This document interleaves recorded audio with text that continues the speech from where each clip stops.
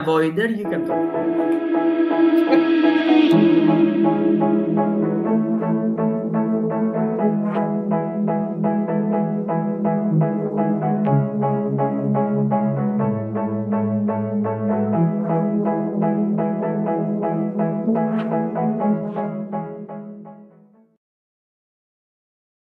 Hey. I want. Hi, Evie. It's Thursday again.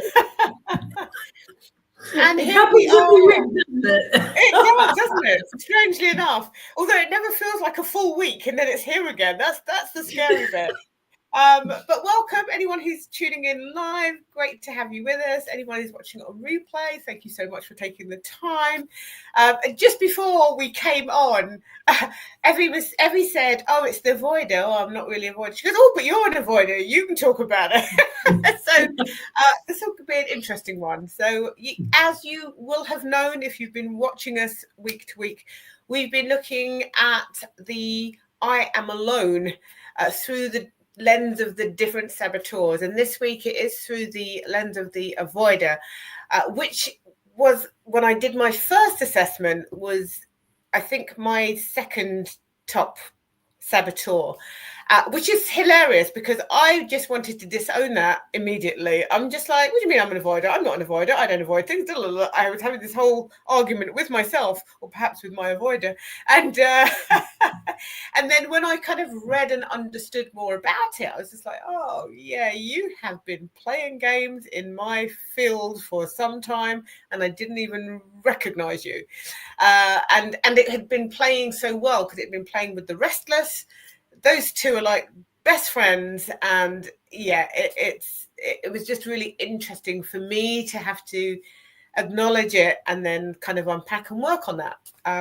So it's what I'm glad to say is the last time I took the assessment, the avoider score was way down. It was way down. It was still probably in my top 3, but the score was very low. So that tells me that I'm having an impact on that little script that's been running through me.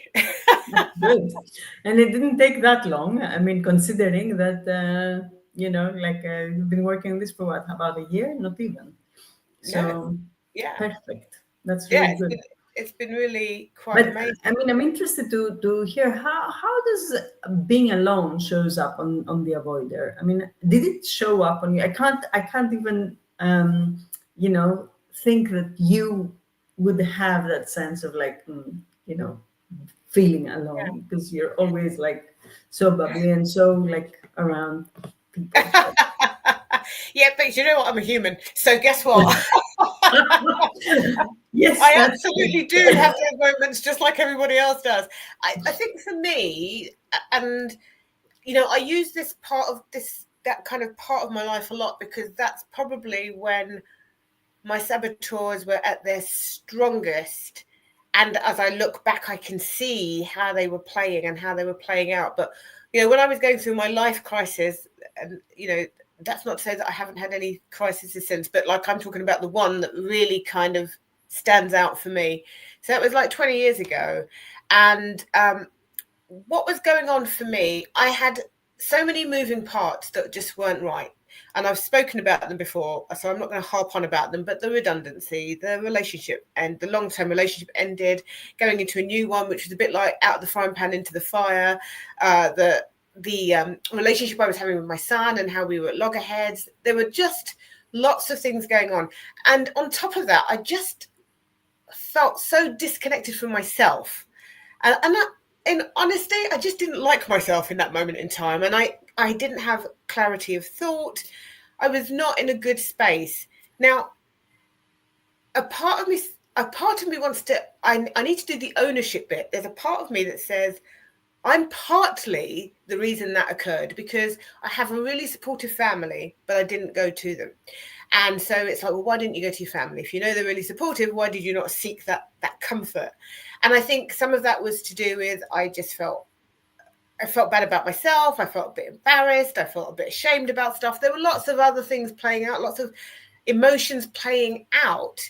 And I just didn't know how to manage them at that time. I just didn't. I spoke about this on Tuesday. I was on a podcast with Janet Wong, and I was saying it's just amazing that my physical intelligence and my physical wellness was good. My mental and my emotional wellness, not so good. I hadn't given them any time. I hadn't nurtured those things. So when all this stuff was going on, it wasn't long before I was spiraling. I was spiraling out because I didn't know how to manage all the stuff that was happening. And where loneliness showed up for me was that I just didn't want to speak to people. I genuinely did not want to speak to people. So I avoided phone calls. When friends would call and stuff, I would just not answer the phone. And I can remember one afternoon in particular, I think I had 2 or 3 phone calls came through, almost like, within the space of an hour and a half, 3 different people.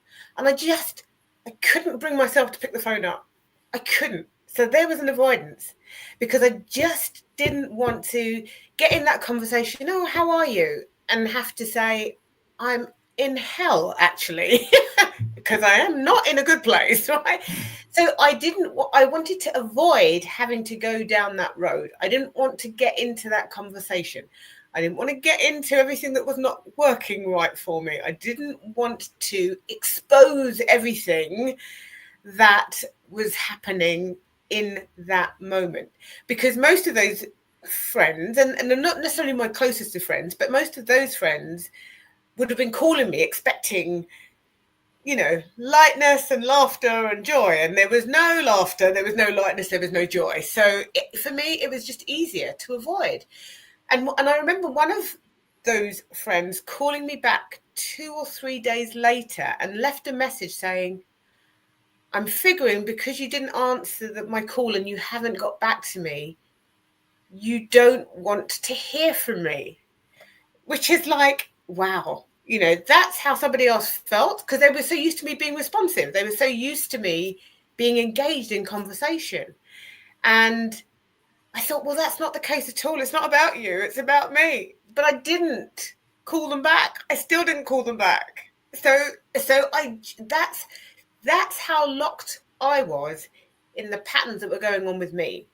And I just knew that if I answered the phone and spoke to somebody and they asked probably what I would say was the right question, like, how are you really? That would have just opened up a can of worms that I just didn't want to deal with. I didn't have the capacity for that. And it did feel like I would have to have the energy and capacity for it. And I thought, I've got no capacity. I've got no energy. I just can't do that conversation. So it's really interesting because actually the conversation probably would have been a light bulb moment to, you need to do something about this before you spiral down another level and really out of control. But in the moment, that's not how it felt. I just thought, if I don't speak to anyone, then I don't have to talk about it, then I'm fine. And that's exactly how it showed up for me. Yeah, I hear you, and I can definitely understand the sense, because that's what you would expect an avoider to do, wouldn't you? Avoid the conflict, avoid the reality, avoid the truth, avoid being exposed. And it is interesting how though, your friends saw it as like something to do with them, and that's always the case, isn't it? Everything comes back to us in any type of relationship, and we are like trying to figure out what have we done wrong in order for the other person to respond the way they have. And in many cases, that's absolutely not the case, and it's not the case because it's not about us. But we cannot see that. Because I'm sure at that point, when you said, well, it's not about you, you also probably might have felt a little bit annoyed that they thought it was about them, when, you needed so much more the support to get I think out of this. it was less annoyance, Evie, as it was I just in that moment, all I did is feel a little bit more bad, because I thought, now this person feels really bad. and it's not even about them. So for me, it was just like, oh my goodness, now somebody else is almost like in the midst of the madness, and they have no reason to be, because it's not about them, it's about me, but still not having the desire to even have to say, listen, it's all good, it's not you, I'm going through some stuff. I could have literally done that, Yeah. and that probably would have settled them, and kind of drawn a line under that conversation. But I was so detached from everything, and and as I said, even from myself, that I just thought there is nothing in literally in me that wants to have any kind of conversation right now. So if I can avoid any conversation, that's exactly what I'm going to do. And of course, when you do that, so this is that whole thing, I am alone. That's how you become alone, because you're avoiding dealing with the things that need to be dealt with. And the people who are even trying to reach out to you and be supportive, even if they don't even realize what's going on, you're literally pushing away by not speaking to them, by not having the conversations, by not just saying, look, I'm going through a really dodgy moment right now, and I just don't know if I've got the capacity to have a decent conversation. Uh, you know, so you end up them feeling like, oh, okay, so maybe she's, and then of course if people start creating the stories, maybe she's got other people she wants to talk to, maybe I'm not important anymore, all the kind of stuff that as human beings we kind of end up doing. We start creating these own narratives for ourselves because we're not being able to kind of do the thing that we want to do. And I'm sure there was probably some of that was going on, in particular with this person, but maybe with others as well who I didn't speak to. Yeah. Well, it is also interesting how the mental fitness is very different to the physical fitness, and how easy it is to ignore that. And I know in your work, one of the things that you definitely do now is make sure that everything is balanced, and also showing the importance of taking care of yourself in every form and way, in order to be able to have, as you said, that capacity of being full yourself, so you can share, you can give, you can, even if you are going through certain things yourself, you can work with them in such a way that you can ask for the help that you need. And Yeah. but it does sound like quite an isolating sense, basically, um, when Yeah, you are avoiding things. it's it almost feels a little bit like shutting down. And I'm sure anybody who, and this may not necessarily be necessarily just an avoider trait, this may be in others as well, but you kind of, because you're shutting down, because you're in overload, you're not being able to process. There was so much I couldn't process that I was shutting down, and shutting down also meant shutting out. And Yeah. shutting out felt easier than opening up. That's exactly how it was. It was easier to shut down and shut out than it was to open up at that particular moment in time, until there came a moment when I thought, this is not good. I can register at this point, this is not good, and something needs to happen, and then I was able to start bringing myself up. Like, I need help, and actually it was at that moment when I could actually accept and realize I needed help, that I could do something about it. It sounds a little bit like um, the starting of a depression, Yeah, but like I don't want to bring depression up, because it is quite a strong and hard topic, not only to discuss about, but to understand it. And it's yeah, very but mental fitness pretty much helps you, if to get out of that state, or to be able to manage it much better. And I know that positive intelligence addresses that quite a lot, because it is very easy, first of all, for people to get into the state of depression, but like from a state of sadness, rather than Yes. just being depressed from, like, there is a situation, or a trigger rather, and that is very different to actually being depressed as an illness, as something that is like pathological in a way. So these two things are very different, and we need to be able to separate them, because a lot of people are really in that state that they don't know what exactly is happening with them. Yeah. And we are talking about the avoider, but as you said, these are traits that you can see in, like, many saboteurs bring in the forefront, because you are not in, like, any one of us at whatever point in our lives, we're not in the state of actually thinking properly, getting back into self, as you say, and picking out the right um, tools to help us get out, or ask for the help that we need to ask for. Absolutely. Absolutely. When you're in, the thing is, when your mind is overloaded, it's really hard to see what needs to happen next. So I think this is that bit. Now, I had a client, and I know she won't, I'm not mentioning names, but I know she won't mind me sharing, because we actually did a newspaper article, and she was in depression. She was in depression. Now, this is before I started working with positive intelligence, but by then I had done enough work on myself, and I had some tools and resources to help her. And for her, it was a different starting point. Like, she couldn't get out of bed. That was where she was at. So I hadn't got there, but there was every chance I could have ended up getting there, right?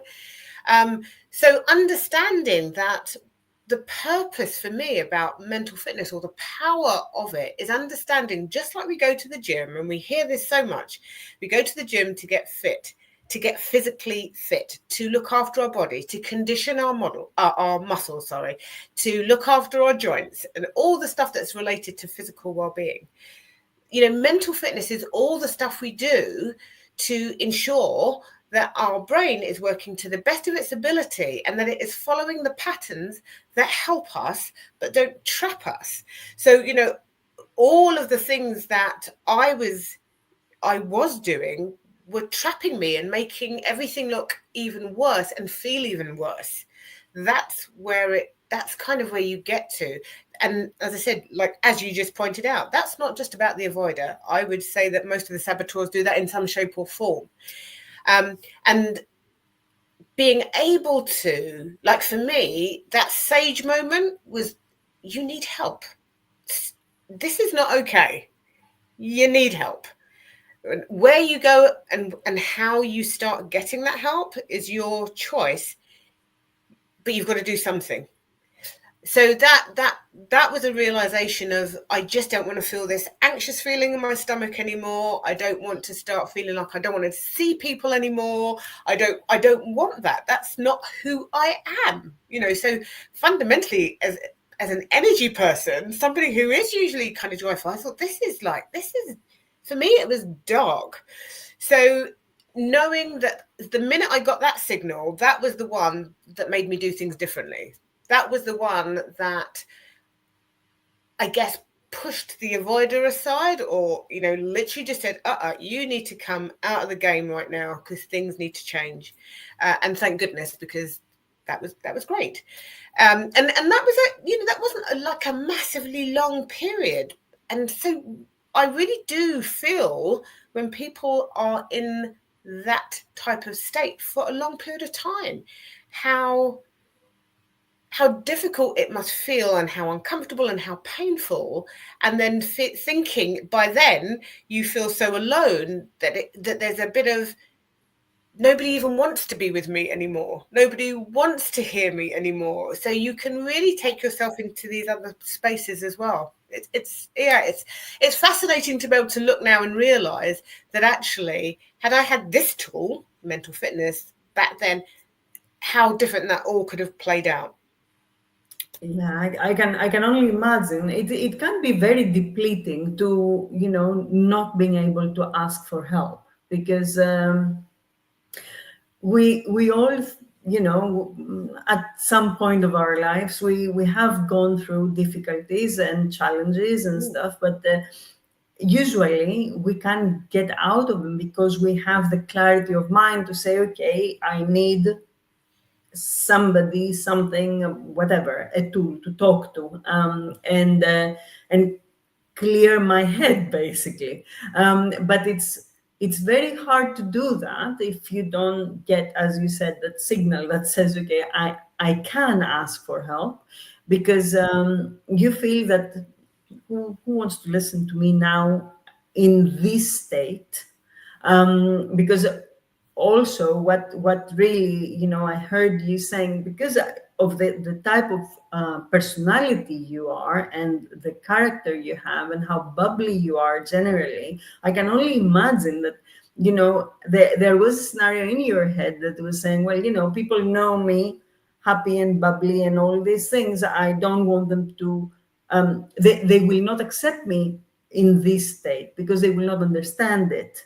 um, and that is also something to, unpack when you're working with positive intelligence, or, like with other people. And I'm sure you have really worked with a lot of people in that particular scenario, because you have gone through it, and you have the experience firsthand. Yeah. Yeah, I draw a lot from that. I talk about it a lot because I draw so much from it, because I can see how patterns were trapping me, and I was trapped in the patterns unknowingly. And I can also see how, when I look at health now, I talk about holistic self-care, holistic well-being, holistic, everything is holistic. There is a purpose and there's a reason for that. You can be the most physically fit person on the planet, but if this is not working properly, and if this is not working properly, if this is all out of sync, then you are still likely to get trapped by the saboteurs. You're still likely to fall down those rabbit holes. You're still likely to not do the things that are best, or are for your best. And so building and developing that mental fitness, the muscles, we talk about these neural pathways. We need to develop them. We need to be able to redirect from all the things that aren't helping us to the things that do. That takes work. You don't just, and it's interesting, isn't it? Because I did a lot of personal development work, and every book and every tape and everything that I listened to absolutely helped. But for how long? It's like, that book, fantastic. That would kind of ignite, and then you put the book down, and it was just like, and then there'd be a little lull. Like, oh no, what do I need to do next?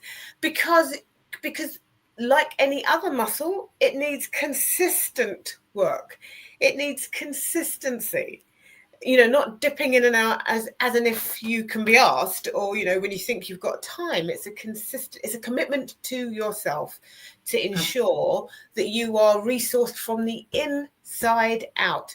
And that doesn't mean to say that you cannot get or ask for external help, but in the power of being resourced from the inside out is second to none. Because what that also means for me is that when I need help, I'll ask for it. I don't care where I'm at. I don't care how bad I'm feeling. I'll ask for it because I know I deserve it. I didn't think I Right. deserved it then. And that for me was just another moment of like, wow, when did I get to a place where I thought I didn't deserve to be helped? How did that happen? But it did. And that by itself, I think it's a huge revelation for all of Yeah. us, because I mean, it is a condition, isn't it? That in order to do well, you need to show as if you don't need anyone else, you don't need any help, you don't need to like resources from others. You can stand alone. And that is, I think, the biggest lie of all the saboteurs, because there is like nothing than, like can tell us that we can stand alone. I mean, we can um, stand together, and that makes it like so much better, Oh my because God. we, like, as you said, there we're resourcing from the inside out, but in essence it's like giving ourselves the permission to ask for the resources that we want, Yes. understanding what we want. That's what comes from the inside. And Yes. then going out there and getting them from people that get us at the end of the day. Yeah. I think Yeah. that's what it is. Absolutely. Absolutely. People who want to help us, people who want, and that's the other thing. Because I was talking about, when you put yourself, when I put myself in that position, the other thing that I was doing was stopping the very many good people in my life and around me who would have probably bent over backwards to help me. I stopped them from helping me because I wasn't prepared to be vulnerable. I wasn't prepared to say, look, everything is like up in the air. I don't know my feet from my head right now, and I'm not in a good space. I wasn't prepared to put that out there. And and I love that I can totally own that now, because I would never do that to myself again. Why would I want to do that? And in the same respect, like for other people, why would you want to put yourself in that place? I mean, I love what you just said, because that proves that the resources are always there. It is Yes. up to us to actually be open to to see them, to see the people that can help us, to see the situations that can help us, to see, what the next steps are that will serve us. And very often we have those blind spots, and there is like it becomes like that impossibility. Instead of like looking for the possibility, you're just seeing impossibility, and that's that.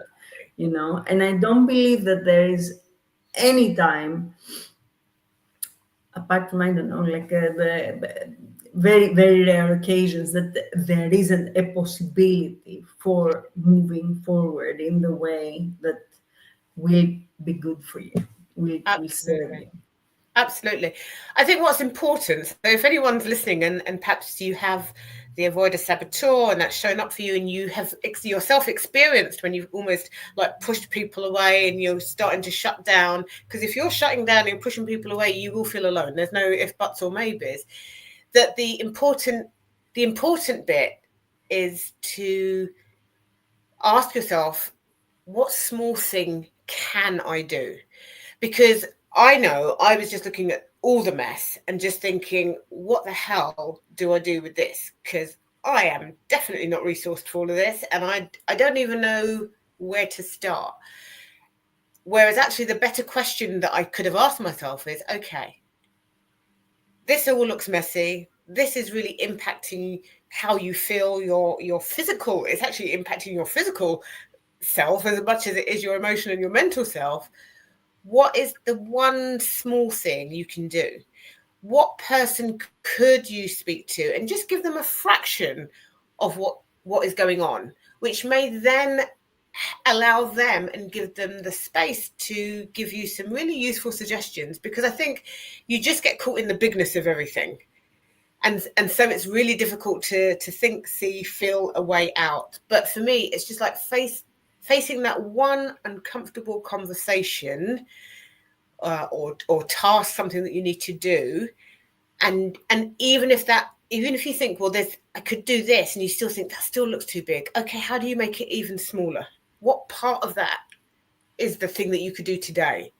And we know that this is really important when you're trying to do anything. Is you need to chunk down, not chunk up. It's you need to chunk down, down, down, down, and until you're faced with something that you think, okay, that I can do. Um, and that for me is one thing. And the other thing is to reframe discomfort, because that discomfort that I was feeling, like my stomach, the butterflies, there was just a constant churning going on inside, is, you know, there was an opportunity. Had I known probably more than I did then, there was to kind of say, okay, I know that this isn't normal. It's not normal for me. It's not, and it's not something that I like. It's something I want to have. So what is there, where is there an opportunity for me to do something different that will change this feeling? What is it that I could do that would change this feeling so that it would feel different and better, and then I would feel more resourced? Because here's that thing, isn't it? I always just say, when we feel more resourced, we can think we've got more clarity. Absolutely. We've got more clarity. And so there needs to be that like, I need to do something so that I feel even a tiny bit more resourced, so that I can get a tiny bit more clarity. That will help me. And then, you know, every time you take a step, every time you do something that feels uncomfortable, but it's helping you come out of that locked in state, is to acknowledge it. And you don't have to dance around the room to it, but just acknowledge. Do you know what?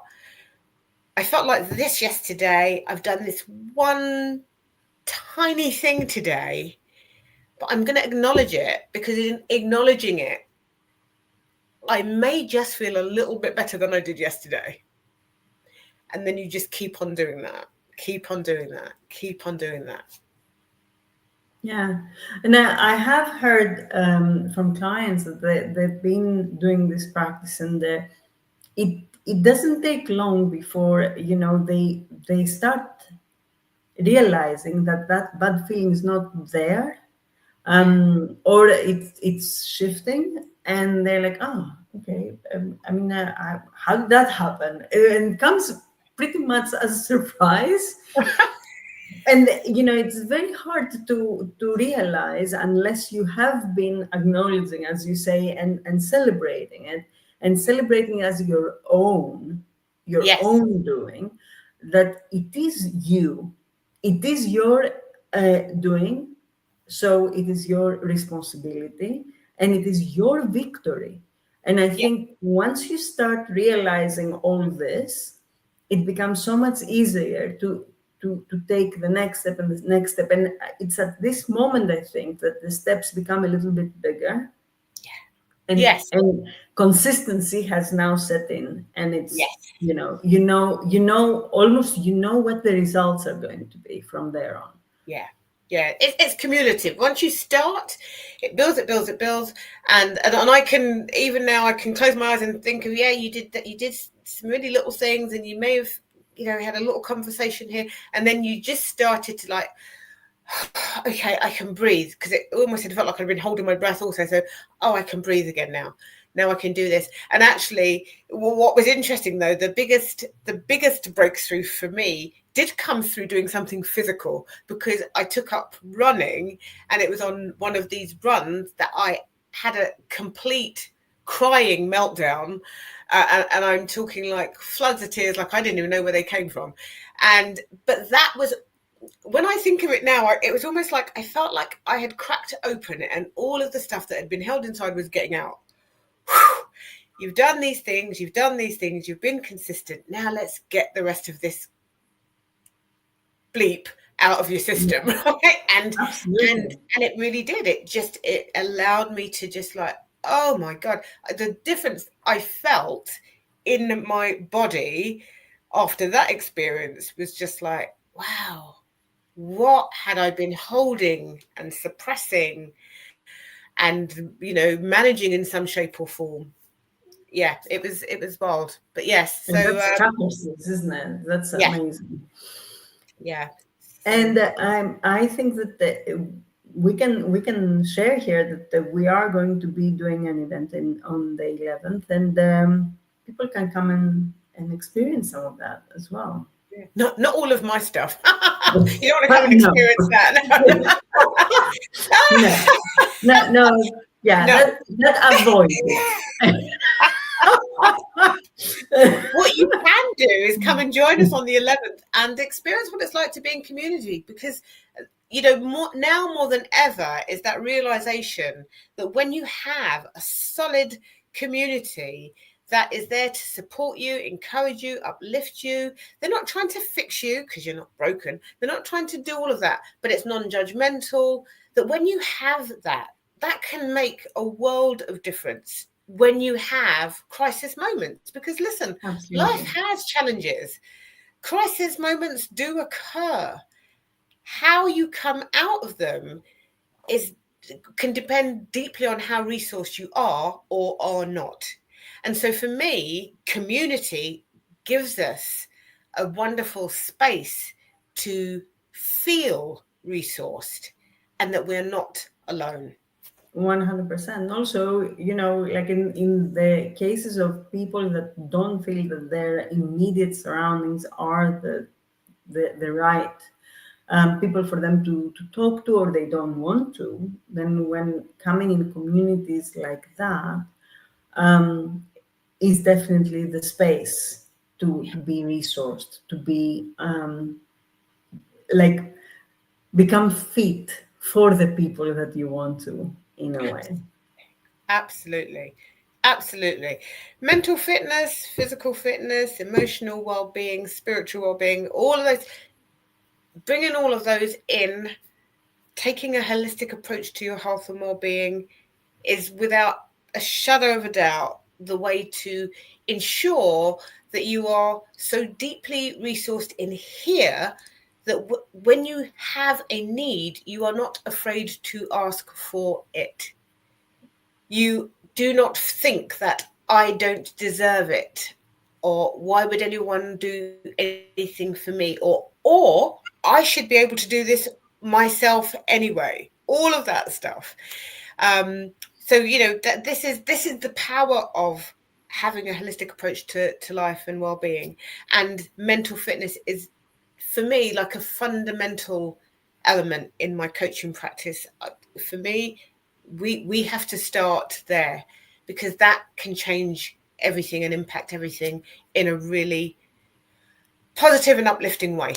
And I want Absolutely. that And I for think everyone. I think it is the basis for every single practice, really, no matter what you do, when it comes to supporting and coaching other people, because it gives them tools to move forward in a very strong and positive way, and Yeah, gain the life that they want, yeah, and shape the life that they want. definitely. Definitely, definitely. So, Don't let your saboteurs hold you back. When you have an no, no, opportunity, when you have an opportunity to do something about them, when you have an opportunity to one, acknowledge them, and then actually work to ensure that they are not running your show. That for me is really everything that this is about. And Evie and I have the beautiful Permission to Thrive community that we want to build out and just simply hold that space so that we know that we are all held, that we all have support, that we all know that people have got our backs. And on our worst possible days, we have somewhere to go to. And on our best possible days, we have people to celebrate with, right? So it's at both ends of those scales. And that's what Permission to Thrive is all about. And the event that we're having on Tuesday, 6:30 p.m., is really about showing how community can really help us shape beautiful lives, the lives that we want. And you can find out more about that by contacting either Evie or myself via our QR codes.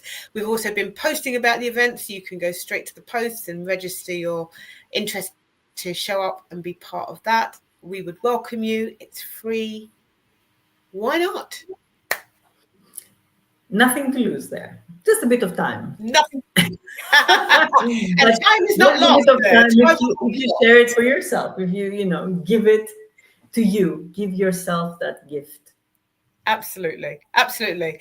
Well, as always, Evie, it's been a joy and a pleasure. I have definitely taken over this this week. Well, you shared the things that I'm sure that resonate a lot, and they are very important things to be heard.